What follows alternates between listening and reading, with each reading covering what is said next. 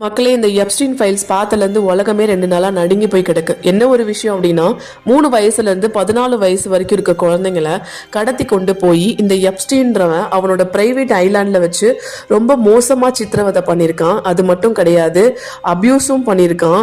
பெரிய பெரிய விஐபி எல்லாத்துக்குமே இந்த குழந்தைங்களை இரையாக்கியிருக்கான். அது மட்டும் இல்லை மக்களே, அந்த அபியூஸ் பண்ண குழந்தைங்களை ஒரு சாத்தானுக்கு நரபலி கொடுத்துருக்கான்.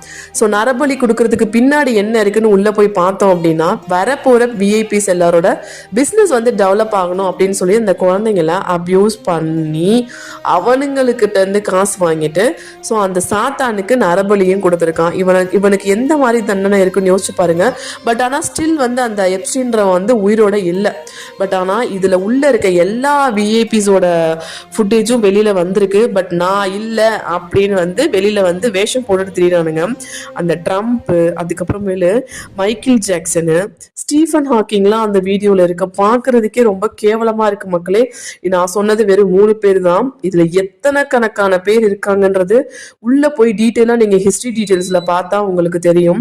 ஸோ இந்த மாதிரி விஐபின்னு சொல்றாங்கல்ல, இவங்க எல்லாத்துக்கும் கண்டிப்பா பனிஷ்மெண்ட் கிடைக்கணும்.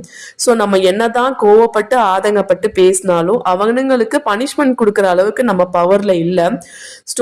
ஸோ இதை வந்து கவர்மெண்ட் வந்து கண்டிப்பா அவங்க கையில எடுத்து இவங்க எல்லாரோட முகத்திலையும் கிழிக்கணும்.